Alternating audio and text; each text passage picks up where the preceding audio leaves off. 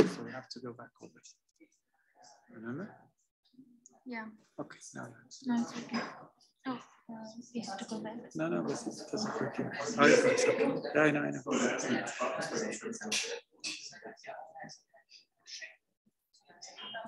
All right.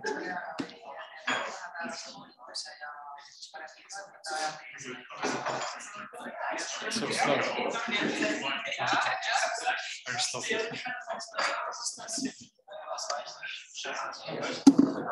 We have to unmute.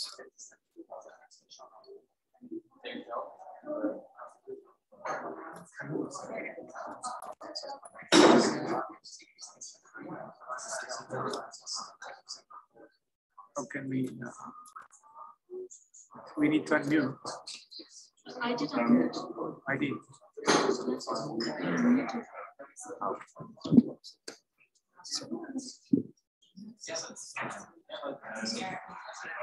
All right.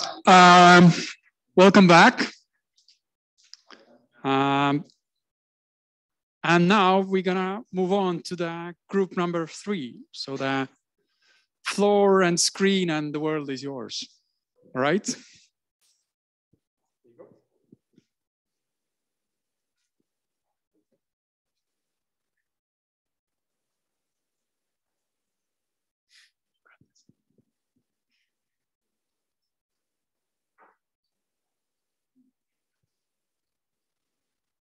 So welcome back, everyone. We're group 3, and we're here to present our project focusing on how might we make climate data more personal.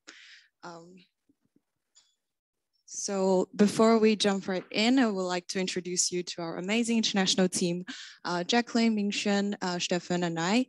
And our agenda is as follows. Firstly, we will have a short introduction on our motive and the logic and methodology behind it, the problems and observations that we spotted, and the solutions, including a user story video, and a prototype of excellent workmanship, and then the future steps that we will take to refine our projects. So why we came up with this idea? Well, at the beginning, we met 2 distinguishable groups of interviewees, and their responses somehow strike us on the path we took right now. So the first group of people, when you started presenting them the dashboard, and they skeptically skimmed through it and looked at you with the eyes like a hawk and questioned, are you sure there is climate data related in the dashboard? I never heard of the dashboard and probably won't use it in the future. I could not relate.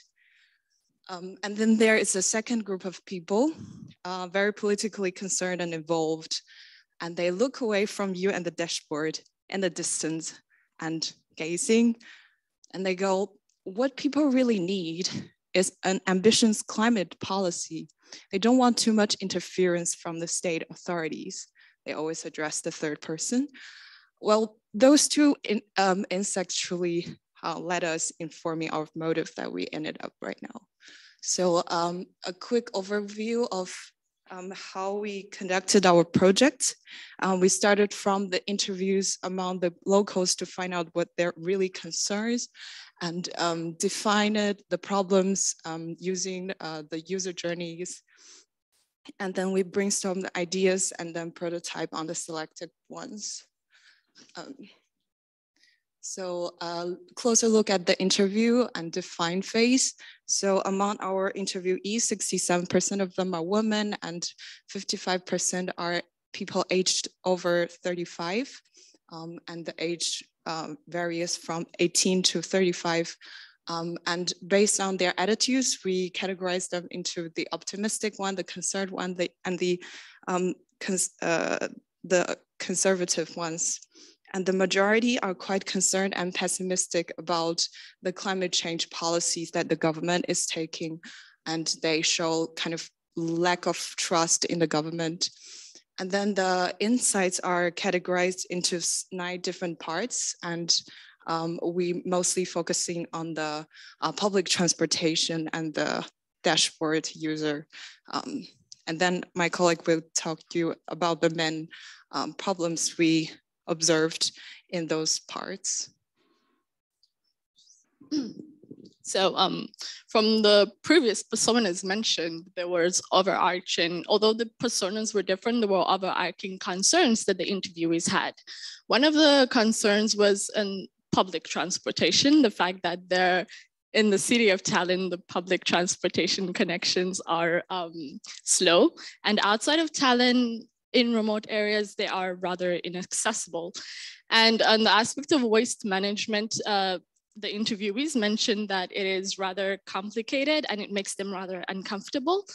And on energy and economy, they are interested in knowing about more and the initiatives that the government is doing in non-renewable energy, but they were also aware that there'll be a massive job loss for when Estonia moves to renewable sources of energy, And of course, all these concerns are important, but we're focusing on local government and the dashboard. And for the factors of the government, the interviewees mentioned that the government is not proactive in climate change issues and policies, and that they're also not aware of what the government is doing, and also that they didn't feel that they could approach the government on certain issues. And when we showed the interviewees the dashboard, they showed a lack of interest. Like my colleague had mentioned at the start, there was a lack of interest to continuously use the dashboard. And to be honest, they didn't see the reason for them to keep on using it. Thank you. And from the previous problems, the important observations that we started basing our solution on was the fact that there is a disconnect between the government and the citizens, meaning that means that one, the citizens did not have an interest in using the dashboard, and the other, the government aspect of they weren't aware of what the government was up to in terms of climate change, although the government has initiatives going on. So that led us to our how might we question, which is how might we make climate data more personal? This is in order to nudge local governments to make decisions that are more aligned with citizens' interests. And based on our how might we question, the next step was to ideate possible solutions, and we brainstormed and clustered the different solutions in technological and non-technological approaches, and we came up with certain crazy ideas like spy on citizens, but luckily we came up with a more feasible solution, which my colleague will present. Okay, thank you. So basically what our group struggled the most with was we had a lot of ideas. We had a lot of different possible solutions in our heads, I guess. So we took the information we gathered so far. We went back to the interviews to the junior user journeys. And basically we focused on 3 main aspects that we kind of saw that were, we wanted to translate the data that is currently shown on the dashboard to something that citizens can understand, that they can do something with, instead of just raw abstract data that just represents some reality they don't even see around them. And then the other part was that the people mainly said that the way they were not proactive going on data sites or dashboards whatsoever to see something as what is shown there, whatever. So we kind of wanted to bring this data, this translation of data into their personal life, into their personal ecosphere. And then on the other side, the last thing was that something we had in mind was like how then use this to actually really nudge the people from the governments or local officials. So yeah, I'm not going to talk a lot about it. There's a video that explains a little bit. Oh no, it's not yet, but okay. So we then, based on that, we started prototyping. So first of all, in our group intern, we just used basically paper prototyping, drew down some ideas we had of what this prototype could look like. At the end, we went with something that can be plugged in. So initial idea was to place it on social media, somewhere where people regularly go. Thanks to our consultants with the Inno team and the teaching staff who really helped us. We kind of figured that it would be probably more feasible to integrate this plugins into public service websites or just general local government websites where people also are regularly on. Yeah, and we'll see. And then based on that, we used wireframing and Figma and Miro to create our prototype, and now you'll see a video of it, hopefully.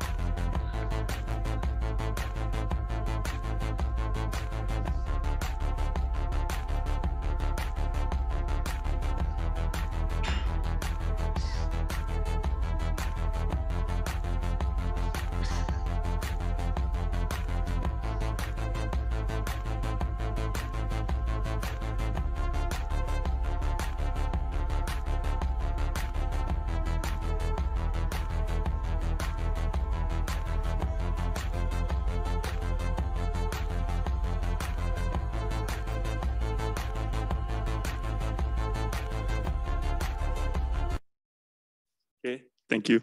Tristan now continues. It's not done. Okay. We'll continue with the yeah. Thank you, Stefan. And once we finished the prototype, we tested with 6 users, and 3 of them are males and the rest are females.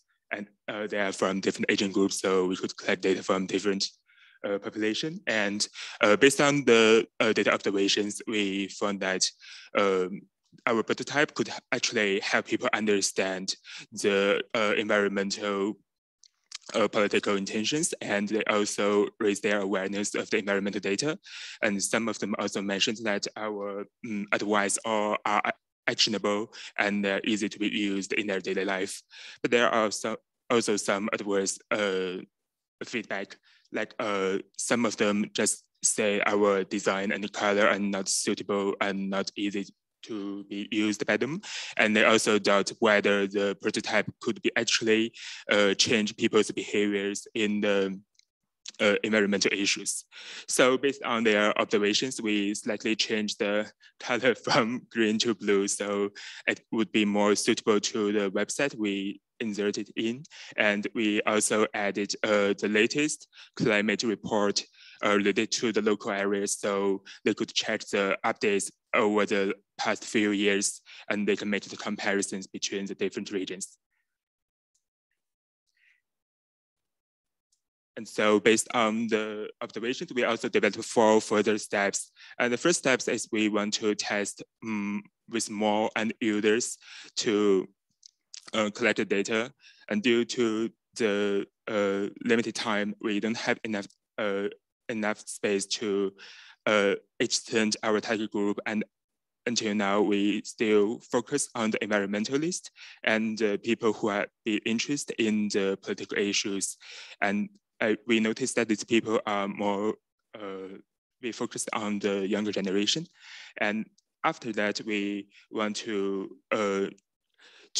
extend this target group and keeping our prototype continuing updated with the trends in the climate policies. And we need to collaborate with the other website. Until now, we only collaborate with the government website, and we want to connect and added in the local transportation website and the election website, so more people could get the chance to notice our insert on our site. And the last type is to set up the evaluation indicators to evaluate the performance of our prototype and to protect the personal data from being manipulated by third parties. And this is the end of our presentation. Thank you.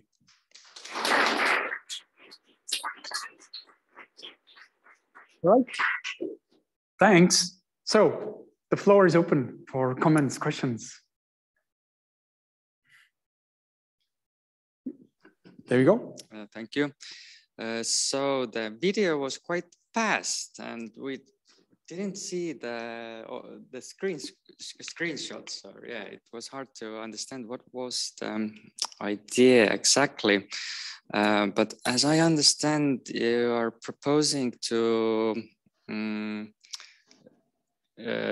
integrate dashboards data into news sites, into transportation information sites, into different websites. So people wouldn't have to come to Minu omavalitsus.ee page, but they could see it in their own environments where they are used to visit every day. Yeah. Yeah, basically that was the idea of like, because as we said, like the people kind of would not proactively go on the dashboard side, or at least not the majority of people. And so in our video, you saw what was the transportation side of Tallinn. I just updated it for the other county. I forgot the name. I can't pronounce it because Tallinn is actually good scoring in transport, but they were not. They had the worst score.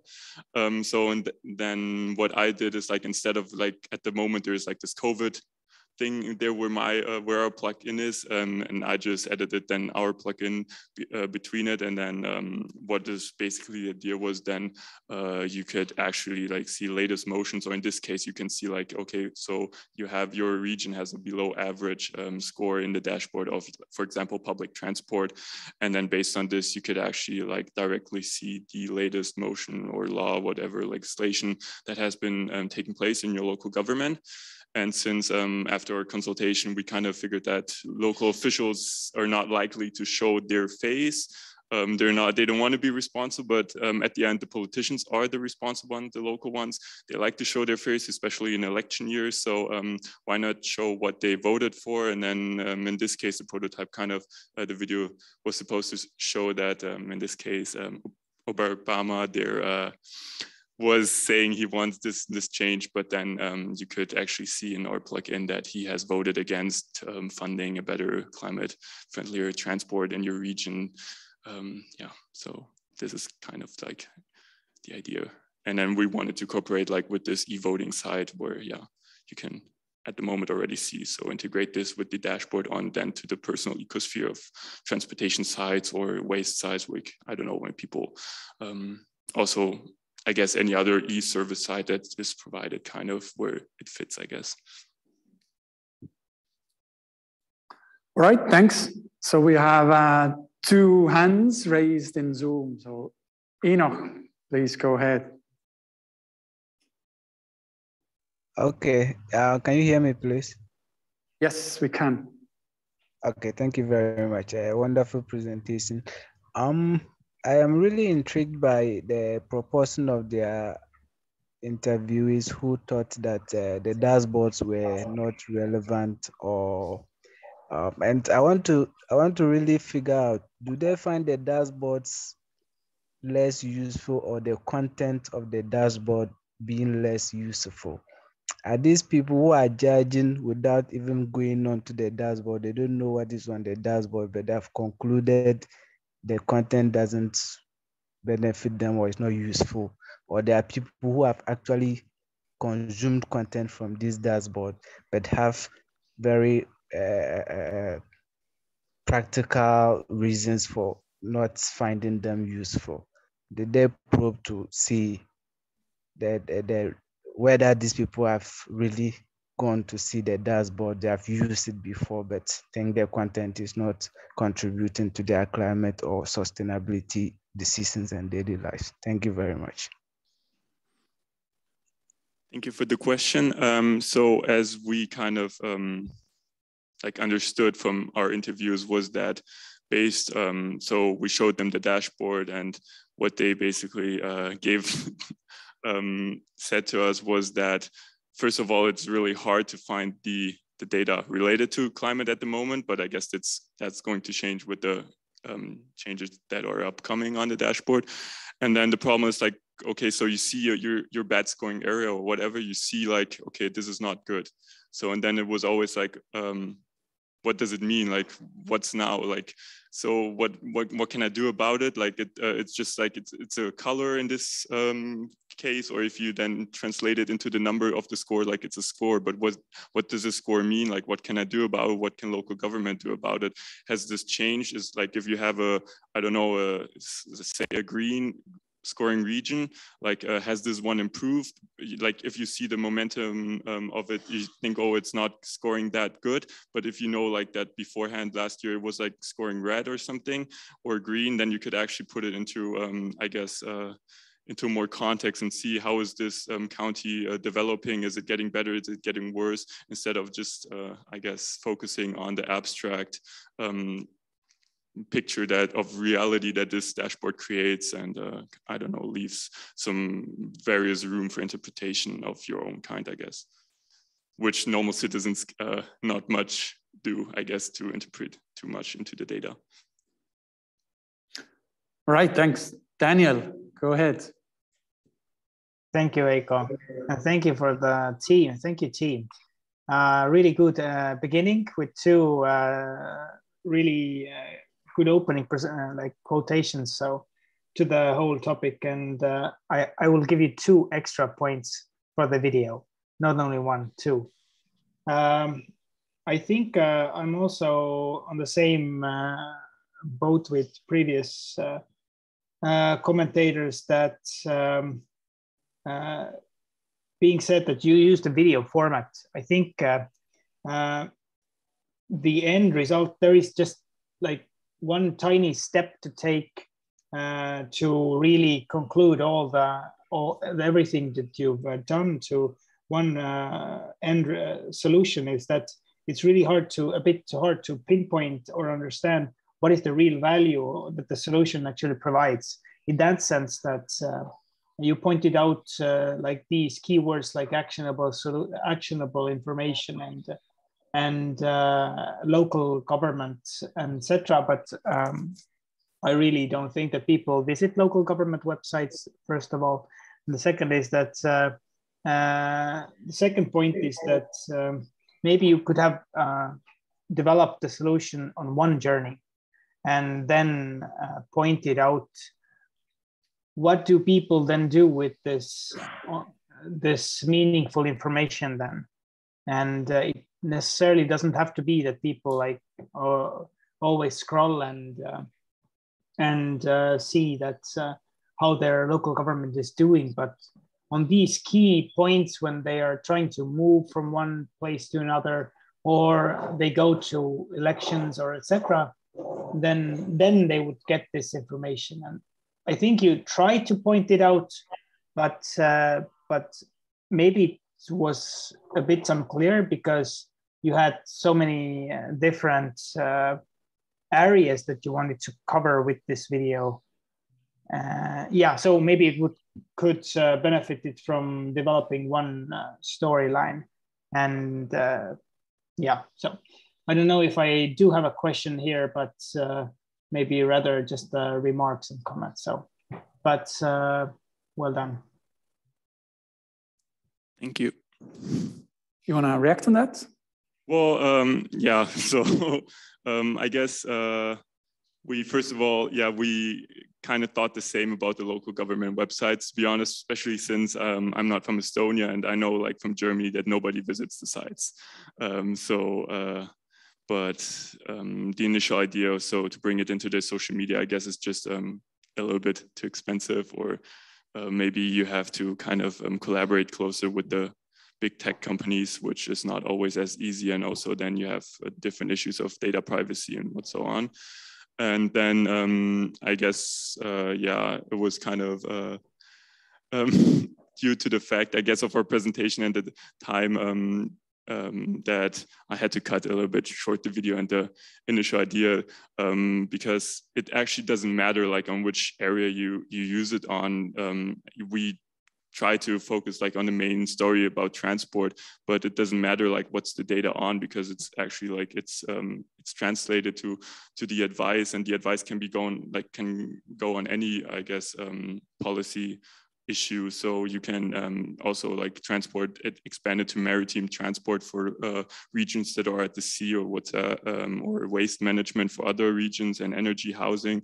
It's just basically to integrate this dashboard with your local representatives' votes on these motions. So it creates this pressure on people for them to more actively see what they voted on and what they stand for, instead of just what they're saying.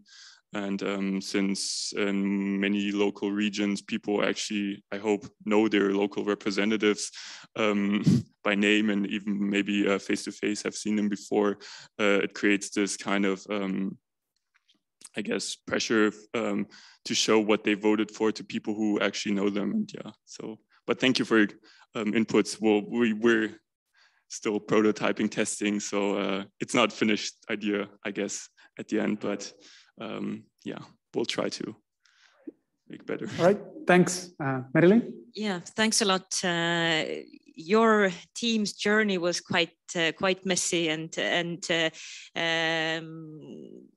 in a good way. But you trusted the process.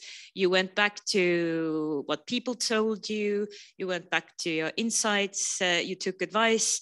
And then, you basically came up with the final idea on Friday, and fine-tuned it by today. So as we got a sneak peek already on Friday, what you're about to show us, then probably we understood it a bit better. And I really loved your idea that you came up with, and I'm really happy that you actually took maximum out of the journey that this program gave. And yes, there are a few places, maybe it was a bit difficult to follow the video in some places, although the video was great. But the main concept was really, really good. Bring the data closer to people and then connect it to actionable sort of what you can do to nudge your local government in a way, or what they have done, so you can take a more conscious choice in the end. So well done, thank you. Yes, bonus points for the video, and it's true, because the acting was so great. It was very difficult to focus on what was going on the sidelines. So I hope people would just look at the overlay, not on me, to be honest. No, I mean, great job for such a short time to make a video, and yeah, and with all those inserts that you had in the video. And I agree with Marilyn, because we knew kind of where you were steering for. We knew what to look for in the video, but I think for the audience, some of those aspects went missing because it was so quick. So just for the presentation advice, it would be helpful to point out that the things that we're trying to do here are for example, to bring it into your like daily context where you are engaging with such issues, and also then what you want to make it is local, like personal, what is going on in your neighborhoods and your locality, but also to try to make changes visible. So I think things that tend to interest people are when you compare. So they want to get, maybe there's some intrigue in it that we're better or worse off. That's kind of triggers people. And then you want to see what is happening. Are the changes for the positive or are they for the negative? And I think for sort of to the idea of displaying so clearly who votes for what in your local municipality, I don't think that's really currently done in such a way. So I think for the audience to mention that for the students, we've always stressed that it doesn't have to be, they don't have to think about the money or the feasibility, but really the idea that these ideas can be provocative, they can be idealistic, but they are, but the course is about suggesting how to do things differently. And I think in your final solutions, you had many such insights that could be potentially developed further. So thank you. Thank you. Thank you. Our time is up. Sorry, for we have to move on, and now on to the final presentation.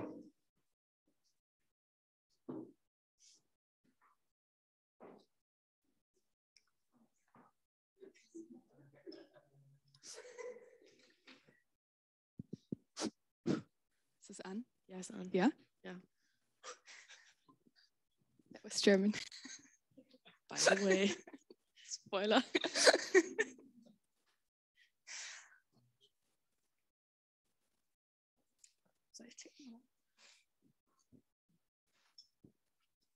Okay, so hello everyone, and first of all, thank you all for your great presentations, and I hope you still have some attention left for our last presentation, in which we present you Mine Wallabeng, which is an environmental game. And yeah, here you see our team, which is Thomas, me, Lana, David, and Lily. We're all Germans, and and yeah, this is our content. We will first present you our method, then the problem we identified, then the solution, and we will tell you how our solution works and what our next steps are, and then we are happy to answer all questions. And now to Lily. No, to David. Yes, I'll just briefly give you a recap of the method. I mean, you've already heard it a couple of times. So first we conducted 10 interviews, based on which we came up with 3 personas. We collected some best practices, out of which we sort of built this net after some brainstorming as well to come up with our idea of using media to bring citizens' needs to local governments. We did a user journey for this, tested our idea on some people, and then after some design iterations, we came up with our final lessons learned. So next, I'm going to briefly present our personas. So first of all, we found people who were disconcerted. These were usually pretty educated people who were very concerned about climate change and who were willing to get involved and give local government feedback and so on. Then there were people who were rather materialist, focused on their own well-being, and they cared about the environment, but mostly they were thinking about it in terms of how it affects their own life. So if you could make things tangible to them, then that's a language that they understand, basically. And then there were people who were, well, we call them Lala, who think about the environment in more like a spiritual sense. They're not really concerned about it, but they do feel connected to it. So again, if you can make it sort of, make them understand how it relates to them personally, to their surroundings, then it's valuable to them. And our idea is based on these 3 personas. Now to Lily. And in the next video, you might identify 2 personas, so have a close look.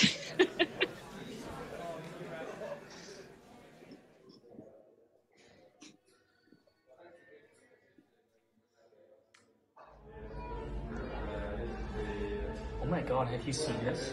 Talent's performance regarding waste management is really concerning. Sorry, what are you talking about? I'm just doing some trades here with my stocks, actually, to get some money. I'm gonna write a letter complaining about this to the mayor. Can you support me, maybe, like sign it or something? I actually don't know what you're talking about, but as long as I do not get any money out of it, I'm not gonna do it.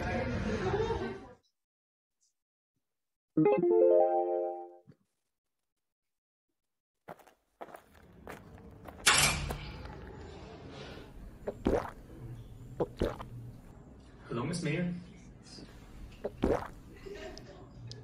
Have you heard about the recent Fridays for Future protest? Yes, I have, indeed. But what can I do? What can we do? You know what I would actually like to know is what young people in our city are concerned about.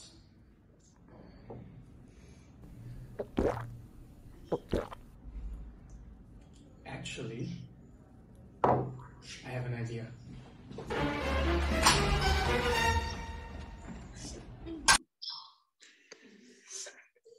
And exactly the way that David sprinted out of the room, we also went on a journey and identified the problem, in which you can see that after all these interviews and looking into the dashboard, we saw that there's no common understanding of environmental needs between young citizens, which is now our target audience, and local governments. The other problem is there's no long-term citizen engagement for environmental topics. So there's no sustainable, in a way, like not environmentally sustainable, but sustainable conversation happening. And the third problem that we encountered was that there's a lack of engagement with the dashboard itself. From our interviews, we also saw that no one knew about the dashboard itself, and then we identified that problem. As you already know, we all came up with how might we questions, and our question that we want to solve is how might we use media to communicate the environmental needs of young citizens to local governments. So how do we do that?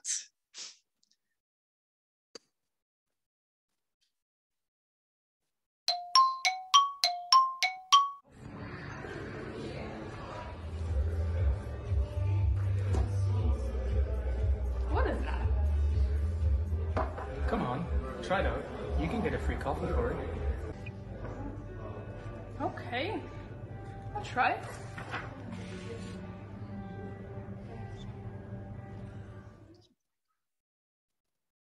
This is Veiko Lember, an environmental game for young Estonian citizens. It allows citizens to learn about the environment in their home in a playful manner and to express informed feedback to their local government. What do citizens get out of it? A lot of fun and a voucher or free coffee.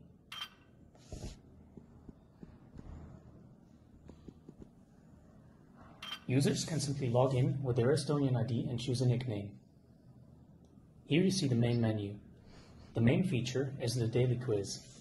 Tapping on the daily quiz button redirects you to a page explaining the rules of the game. Every day, citizens have the chance to answer 7 questions and thereby earn coins. These coins can be redeemed for nice vouchers at our partners.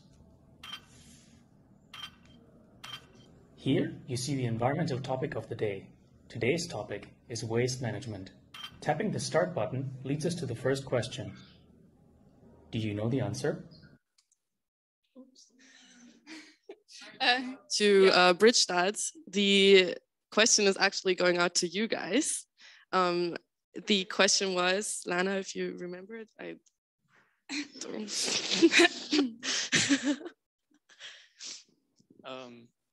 Well, basically, what waste stations in Tallinn, what type of waste you can deliver there, like what they accept.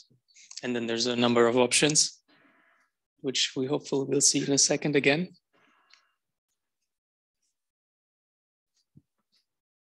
Yeah, fast. Gleich da, ein weiter. Yeah, Right. there. There you go. So, which of these options is correct? Let's just call them A, B, C, D. Can you actually read it? So the first says plastic, But you can see glass, textiles, and organic waste. Second is paper, general waste, and bottles.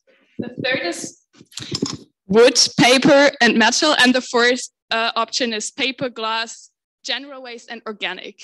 So who thinks it's answer 1? Okay, for 3 people. Who thinks it's answer 2?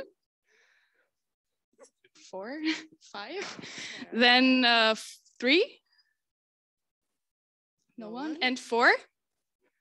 The majority, yes. And actually, it's right. The fourth answer is correct. Congratulations. Do you know the answer? After each question, a short explanatory text is shown. The question is answered correctly, so Lana receives 5 points. Well done. Let's go straight to the feedback questions, which will appear as questions 6 and 7 in each daily quiz.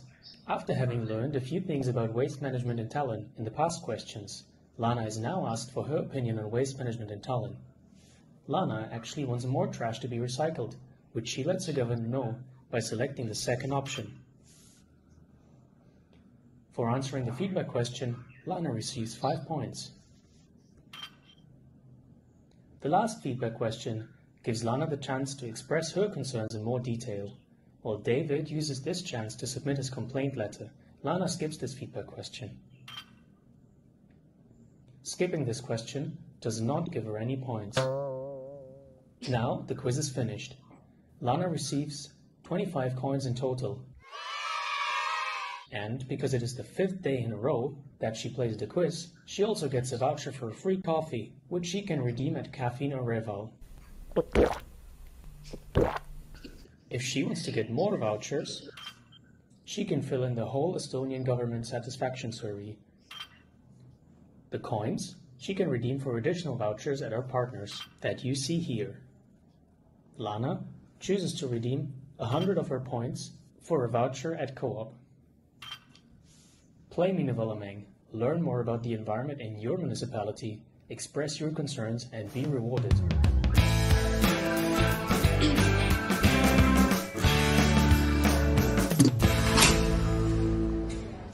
Ms. Mayor, you have the feedback you wanted. All right, so after you've seen the way of our solution, how it works, now we want to explain where we have to start and how we can get to our goal in the end. So obviously, first of all, we have to develop questions that are based on the dashboard data and additional data that can come from environmental topics that can be added to that. After that, we need to advertise the game via different media channels that can be online as well as offline, and then let young people play the game. So this is still our target audience because we realized after all our testing, user testing and interviews that a young audience will be the most proficient to actually play the game and enjoy it. So therefore, this is our target audience. After that, the young people will give their feedback and the feedback is fed into the dashboards. The satisfaction dashboard already exists on the dashboard itself, on the website. So this will be then fed into that dashboard as well. After that, local governments can actually make decisions based on citizens' needs because we have way more feedback and an informed feedback that will be fed into the dashboard. And in the end, the main goal there is the fostering a long-term and informed public dialogue about environmental needs. And why would people actually use it? So obviously young people will like the game in some kind of learning competition. So you have the scoreboard, you can compare yourself to other friends or other Estonians, you can learn something because there's these quiz questions in the end, but there's also of course the monetary value. You saw the 2 personas that were played in the first video that really showed, okay, one persona is really looking into the monetary value. If they don't get anything out of it, they will never play it. So that's something that, because they will use it too. And then there's of course the entertainment, which is both the competition, learning something and getting money out of it, which is a lot of fun. And what's in it for you? So obviously the data about young citizens' needs is collected in this manner, in a playful way, in a gamified way, and also in a way that really means something, because before that they actually learn something about the topic itself. It is an informed feedback. Like I said, they had a quiz, they had to answer some questions, and after that it will be an improved dashboard usage because they will have heard about the dashboard. They will maybe even have answered the whole satisfaction survey. So this will really improve the experience with the dashboard. So now that we have gotten to know Minun the environmental game, what are the next steps?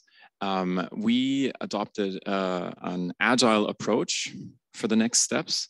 First, to validate our value proposition to citizens and local governments through more testing, and then also for the further technological development of an application. All right, so that was our presentation. Thank you very much for your attention. If you have any questions, please ask. All right, thank you. So, who'd like to go first? I will start. Thank you. Very interesting game. What my question maybe is that who do you see is the one to whom you are selling this? Who are you are pitching this? Is it the Ministry of Finance or is it maybe local government? Who should like finance and keep it up and run it? Well, in the public sector, usually the actor constellation is quite complex, so we're aware of this. When we said what's in it for you, we were talking to to you actually, and then we know that for local governments in the end, if you want them to make use of dashboard data, it might be helpful to if local governments perceive that this data is meaningful, and if citizens when they give feedback are well informed. So that's what the game makes sure. There's a quiz, and then afterwards the feedback questions to make sure that this has high quality feedback. So that's how we're selling this. Yeah, maybe my feedback is that it's not so low-hanging fruit to pick. It's quite complex to build it, to make the relationships with voucher givers quite expensive to develop this whole new environment. Also, Helelin mentioned it's quite a small team and it's not so easy to get the funding, and already we are keeping up one environment. So yeah.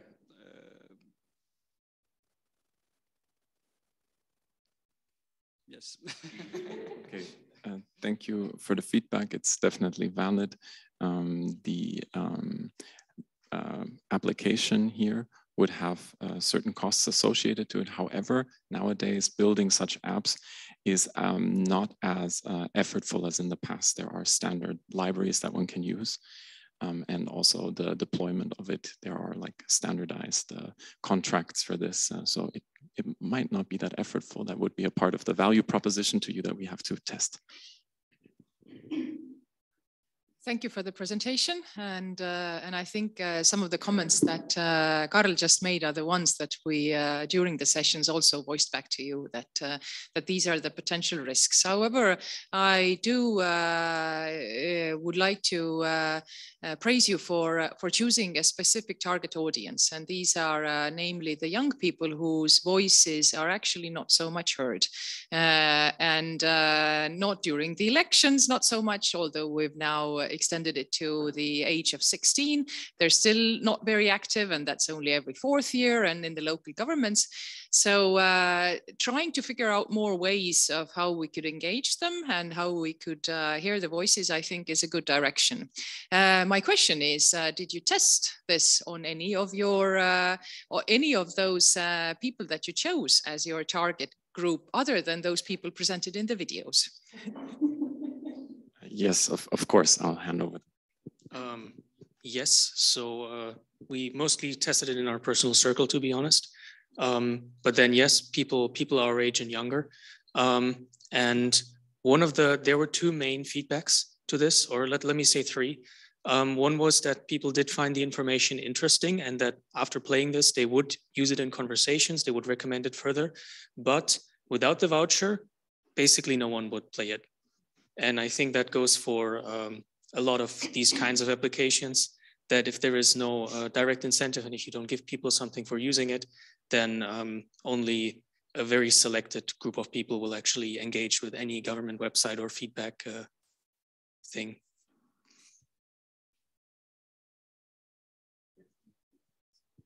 Thanks. Helelin? Oh, sorry, Marilyn. Well, I pretty much agree with what Karl and Helelin said, that I really like the gamification aspect, and that you concentrated on a target group. But although we said you can go as wild as possible, we still need to keep in mind that we need to maintain this. So the maintenance of this and developing it is quite a task. So in that sense, whether the benefit we get from it compared to what we put into it, whether that really is balanced in that sense.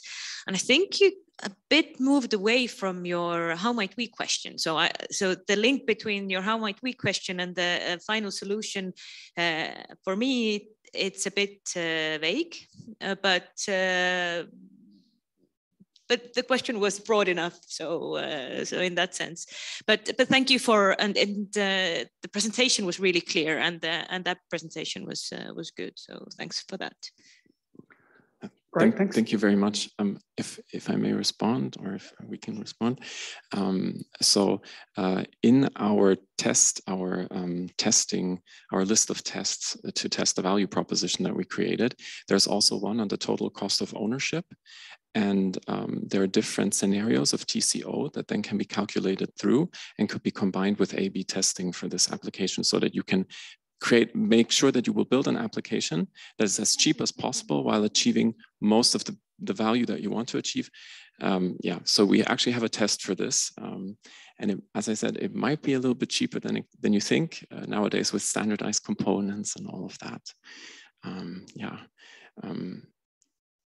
And also because question development is based on the dashboard data, so there's actually technology available that makes the question development automated. So there's no need to worry about that. And yeah, the idea is that it's all happening automated. So yeah. Right, thanks. So Enoch, you have your hand up. Yes, thank you very much.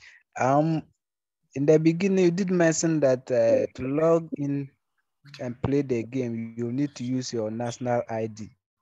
I'm skeptical if people will be ready to express their sincere feedback with their identity.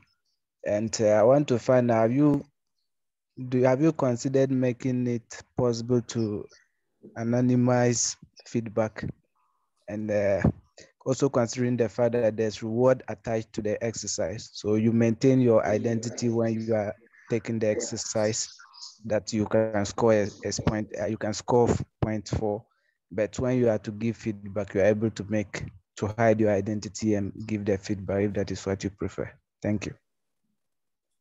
Okay, I tried to answer. I didn't understand everything, but the reason why we chose to implement the Estonian idea is because we don't want people to register twice in this platform to get double monetary value, and we don't want people to hand in their feedback double, because then this makes it really not as expressive as we intend it to be. Yeah. And in terms of anonymization, for us, it's more important that people have completed a quiz and that they're informed and that they have been primed on this topic, and then answer the survey to get higher quality feedback. The link to the identity is not essential. So anonymization is an option, yes. Thanks. So go ahead. Thank you for the presentation, and very nice layout of the application and the design. And my question will be more related to the reward. So more like a comment, I guess, and question also. Did you consider to maybe think a little bit more about what else other than these vouchers? So to make it less about just getting the that time just one voucher, but to make it more continuous, or for people to actually maybe inform themselves better about something, so that it will have more sustainable impact for them as well? Well, basically, we did have a system that you play multiple times to get more vouchers, or for the first voucher you also need to play, I think 5 days it was, and then essentially, if people recommend it and they basically make a habit of it, and maybe playing it as a game every once in a while, I think it could have this effect. And yes, of course, we considered other incentives as well. But actually, compared to other incentives, the monetary one, this voucher, was cheaper. It's cheaper to pay one coffee than to build a community, for example, or to build long-term partnerships, or to have face-to-face conversations. It's actually cheaper. That's also an important part, and more effective, because everybody mentioned that this would be the strongest motivator. Nope. Anyone else from the room? I do have one. You have a comment, Stefan. Thank you. Since, I don't know, the feasibility kind of came up a lot. I think what we learned in our studies is that the idea of smart cities, since this is open data, you could also just, I guess, extract all this information and make it basically a startup that can develop this app, and then based on that can cooperate just with the governments and other partners, and then they can maybe, because any app like will have some sort of, I guess advertisement, and then this would be then again probably feasible for them as well. And then you had like the feedback and the climate related change and education whatsoever, like of the people, plus the opportunity for citizens to build this startup based on the data from the dashboard or whatever. Like, I know it's just the idea, but I don't think like the producer has to be the local, the public sector necessarily.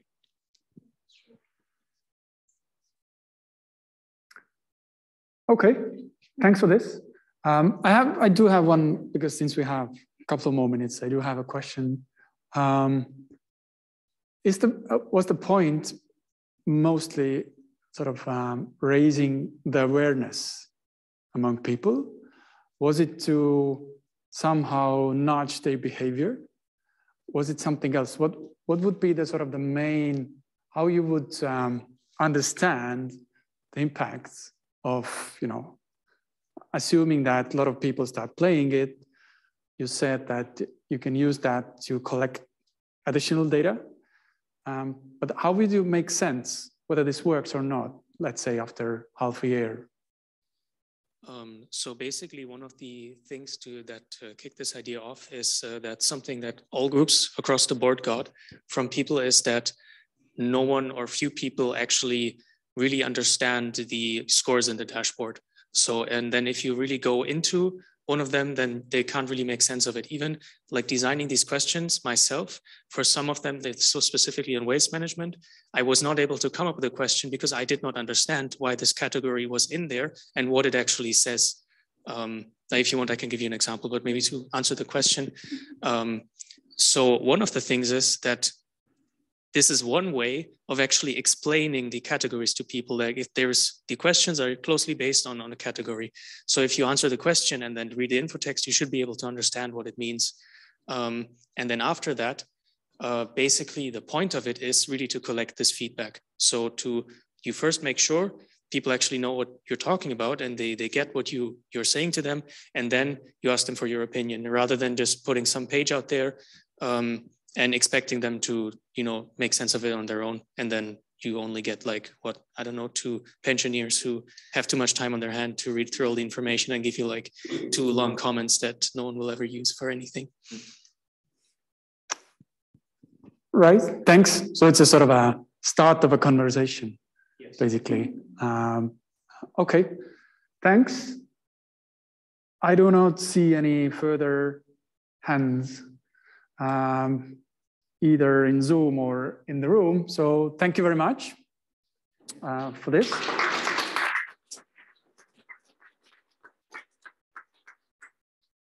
And so I think we have reached to a point where we can conclude today's session. But before we do that, I will give the floor to Helen. Very short concluding remarks. I think, first of all, I'd like to thank the students for allowing us to be to carry out this experiment with you and being rather sort of ruthless and sending you out to do field work in a country where you've just landed. So just for the background as well for the audience is that this is you came at the end of summer or September, right, to Estonia, not knowing anybody, not having any social circles or connections, having to carry out field work in a completely new country, I think is extra hard for you. And that you still went forward with it and you used whatever you had, I don't know, university cafeteria or whatever, that really works. And each year we really do try to find an actual public sector problem where we see that that even though you're foreigners and from like a variety of cultural background, you can somehow personally still relate to it. And I think like locality or your local government or your neighborhood are issues that you can still think from your own perspective, regardless that you are currently for example, in this project, tackling Estonian issues. And I think something that keeps me still exhilarated third year on a row is how exceptionally good are your presentations, how visual you are. And I think that is something that the public sector hopefully will pick up along the way and move from much less text to much more visualized presentations. So applause for that as well. And I think we are pretty much done with our live coverage for today. And I think when we've switched off the recording, we would, as conveners of this program, would actually like some feedback from the students. So, but I think we will let the audience and go and continue on our own. Yep. Before we switch off Zoom, let me just thank you all the participants, foremost the students, as Helen nicely summarized their effort already. But from my behalf, I would really like to thank Carl for being such a great partner. And of course, Helen, Daniel, and Marilyn from the innovation team. Also, we have a group of PhD students who were helping in the class a lot. So Balvasha, Tika, and also and also Luisa. Thank you again for helping out. And yeah, thanks for the pioneer program. Let's call it a day. Let's, if possible, go and enjoy the winter. Thank you, and until next time.